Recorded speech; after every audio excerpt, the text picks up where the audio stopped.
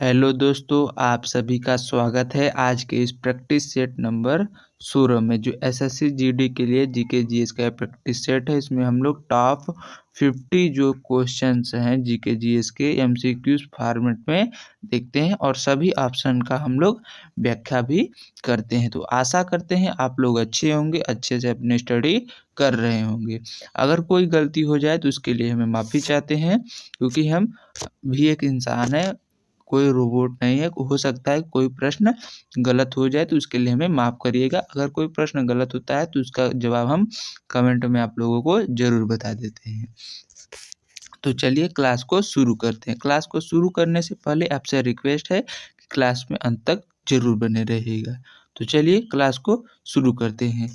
आज का हमारा पहला प्रश्न है, एक सेकेंड। आज का हमारा पहला प्रश्न है कि भारतीय संविधान के किस अनुच्छेद के तहत जो है संसद यानी पार्लियामेंट का गठन किया गया है। तो बात करें संसद का जो गठन है वो किस अनुच्छेद में, क्या अनुच्छेद 79 में, अनुच्छेद 80 में, अनुच्छेद 81 में या फिर अनुच्छेद 82 में। तो संसद का जो प्रावधान है वो अनुच्छेद 79 में किया गया है और अनुच्छेद 80 की बात करें तो इसमें क्या है, अनुच्छेद 21 में राज्यसभा का गठन के प्रावधान और अनुच्छेद 81 में जो है लोकसभा के गठन का प्रावधान किया गया है। इसी के साथ अगले प्रश्न में बढ़ते हैं। तो आज का हमारा अगला प्रश्न है कि भारत का एकमात्र सक्रिय ज्वालामुखी जो है बैरन द्वीप वो कहाँ पर स्थित है। तो बैरन द्वीप की बात करें, क्या लक्षद्वीप में है, अंडमान द्वीप में है, निकोबार द्वीप समूह या फिर दमन और दीव में है। तो बात करें जो बैरन द्वीप में है सक्रिय ज्वालामुखी वो कहाँ पर है, अंडमान द्वीप समूह में अवस्थित है। इसी के साथ अगले प्रश्न में बढ़ते हैं। तो अगला प्रश्न जो हमारा है कि संसद की संयुक्त अधिवेशन की अध्यक्षता कौन करता है। तो संसद के संयुक्त अधिवेशन की बात करें, इसकी अध्यक्षता राष्ट्रपति, उपराष्ट्रपति, प्रधानमंत्री या फिर लोकसभा अध्यक्ष करता है। तो संसद के संयुक्त बैठक की जो अध्यक्षता है वो कौन करता है। तो संसद के संयुक्त बैठक की अध्यक्षता लोकसभा अध्यक्ष करते हैं और इसको संसद के संयुक्त अधिवेशन जो है इसको राष्ट्रपति के द्वारा आर्टिकल 108 के तहत बुलाया जाता है।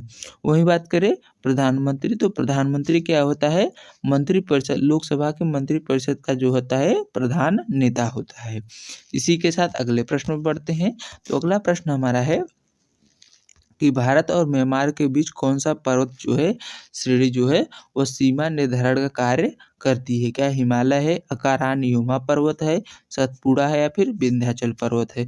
तो बात करें भारत और म्यांमार के बीच पर्वत जो श्रेणी है जो सीमा निर्धारण करती है वो अराकान युमा पर्वत जो है सीमा निर्धारण का कार्य करती है। इसी के साथ अगले प्रश्न में बढ़ते हैं। तो अगला प्रश्न हमारा है कि जनवरी 2026 में गणतंत्र दिवस की परेड के अतिथि की जो मुख्य अतिथि है वो कौन है।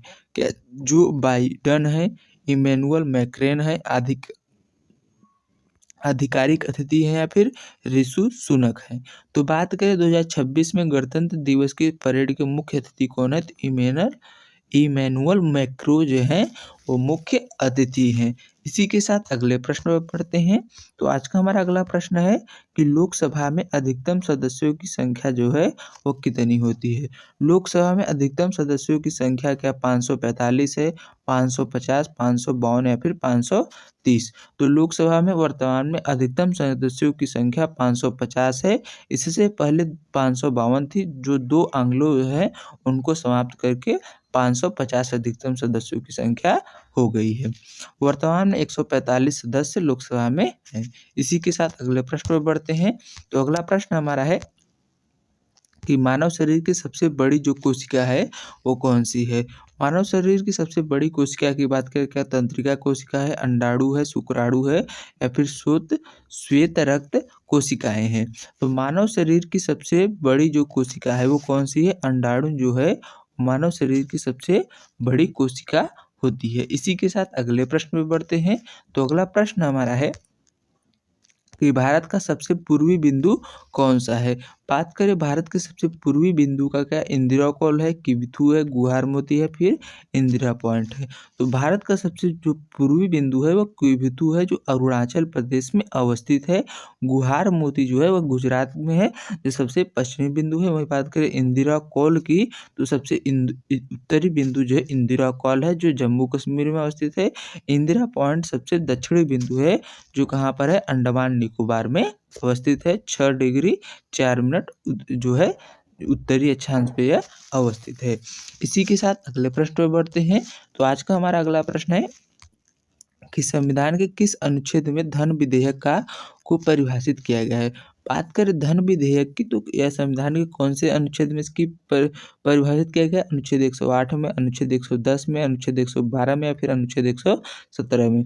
तो जो धन विधेयक है इसको जो है वो किस अनुच्छेद में इसका प्रावधान है, तो अनुच्छेद 110 में धन विधेयक का प्रावधान किया गया है। अनुच्छेद 108 के तहत राष्ट्रपति जो है संयुक्त बैठक बुलाता है। इसी के साथ अगले प्रश्न पर बढ़ते हैं।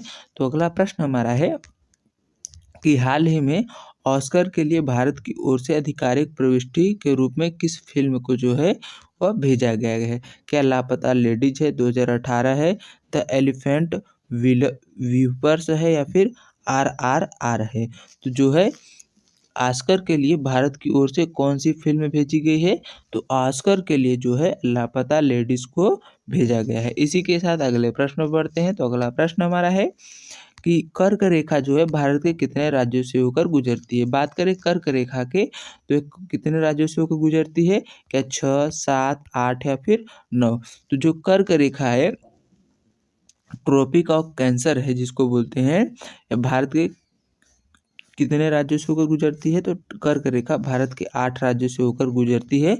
मित्र के ऊपर गमछा झार, क्या मित्र के ऊपर गमछा झार 23.5 डिग्री उत्तरी अक्षांश रेखा जो है वो कर्क रेखा होती है, जो भारत के 8 राज्यों से होकर गुजरती है। कहाँ से, 8 राज्यों से। मित्र के ऊपर गमछा झार इसका ट्रिक है। इसमें कौन से हैं, राजस्थान है, गुजरात है, मध्य प्रदेश है, महाराष्ट्र है, छत्तीसगढ़ है, मिजोरम है, त्रिपुरा है, और यहाँ पर क्या है, एक सेकेंड, मित्र में से मिजोरम, ती से त्रिपुरा, मित्र के से के नहीं होगा, मित्र के ऊ से उड़ीसा हो जाएगा, प से यहाँ पर पश्चिम बंगाल हो जाएगा, र से राजस्थान, मित्र के र से राजस्थान, झा से झारखंड, मित्र के ऊपर ग से गुजरात हो जाएगा, म से मध्य प्रदेश,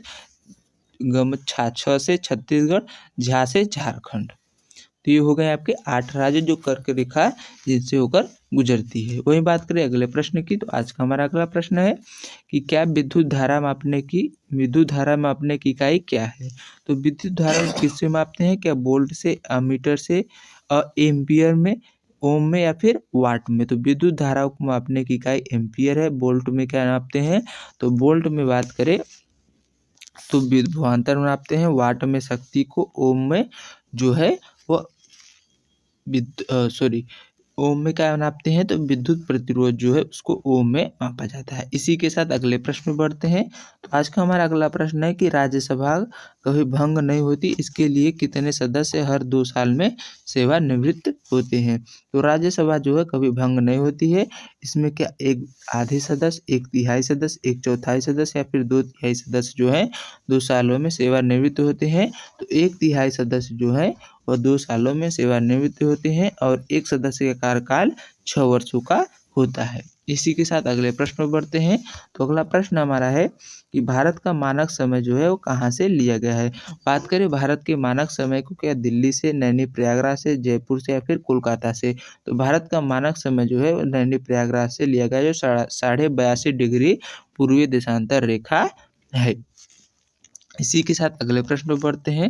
तो अगला प्रश्न हमारा है कि रक्त का लाल रंग किसके कारण होता है। तो बात करें रक्त के लाल रंग के, तो क्या प्लाज्मा, हीमोग्लोबिन, प्लेटलेट्स, या फिर ग्लूकोज।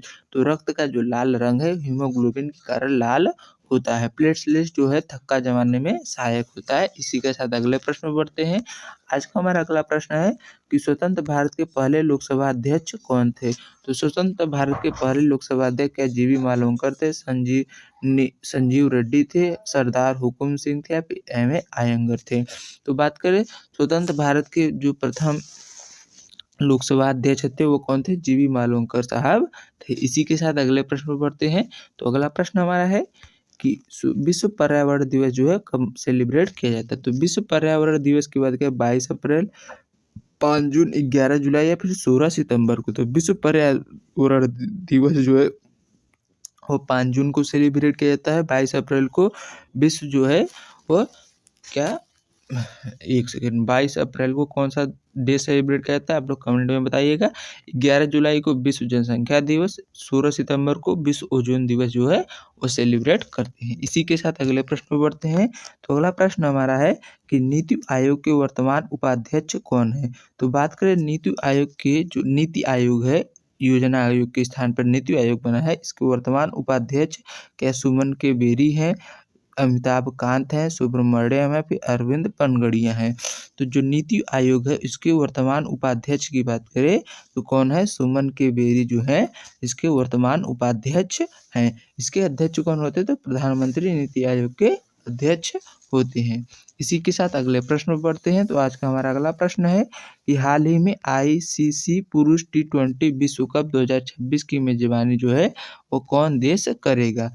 क्या भारत और श्रीलंका करेगा, ऑस्ट्रेलिया, न्यूजीलैंड, इंग्लैंड, वेल्स या फिर वेस्ट इंडीज और अमेरिका करेगा? तो आईसीसी पुरुष T20 विश्व कप 2026 की मेजबानी की बात करें तो कौन करेगा? भारत और श्रीलंका इसकी मेजबानी करेगा। इसी के साथ अगले प्रश्न पर बढ़ते हैं। तो अगला प्रश्न हमारा है कि अनुच्छेद 72 के तहत राष्ट्रपति को कौन सी शक्ति प्राप्त है? तो अनुच्छेद 72 के तहत जो है राष्ट्रपति अध्यादेश जारी करता है, क्षमादान या फिर आपातकाल की घोषणा या फिर पीएम की नियुक्ति। तो बात करें अनुच्छेद 72 के तहत जो राष्ट्रपति है वो क्षमादान शक्ति प्राप्त है। पीएम की नियुक्ति आर्टिकल जो है 75 के तहत की जाती है। इसी के साथ अगले प्रश्न पर बढ़ते हैं।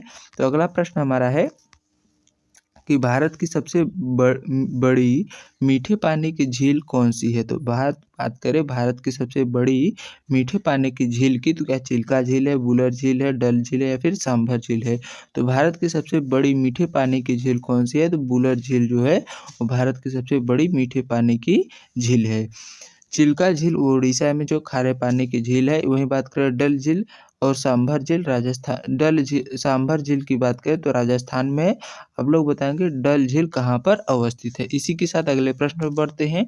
अगला प्रश्न हमारा है कि गांधी जी ने साबरमती आश्रम की स्थापना जो है वो किस वर्ष में की थी? साबरमती आश्रम की बात करें क्या 1915 में, 1917 में, 1919 या फिर 1920 में? तो गांधी जी ने जो 1917 में साबरमती आश्रम की स्थापना की थी। इसी के साथ अगले प्रश्न पर बढ़ते हैं। तो अगला प्रश्न हमारा है कि विटामिन B1 की कमी से होने वाला रोग कौन सा है? तो विटामिन B1 की कमी से क्या स्कर्वी है, बेरी रिकेट्स या फिर घेंघा रोग?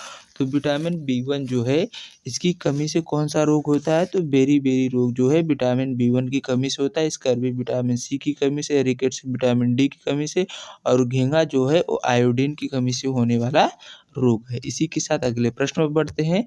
तो अगला प्रश्न हमारा है कि रणथंभौर जो राष्ट्रीय उद्यान है वो किस राज्य में स्थित है? रणथंभौर राष्ट्रीय उद्यान की बात करें तो क्या गुजरात में, मध्य प्रदेश, राजस्थान या फिर महाराष्ट्र में? तो रणथंभौर राष्ट्रीय उद्यान की बात करें तो राजस्थान पे है। राजस्थान में सरिस्का, रणथंभौर और कौन सा है?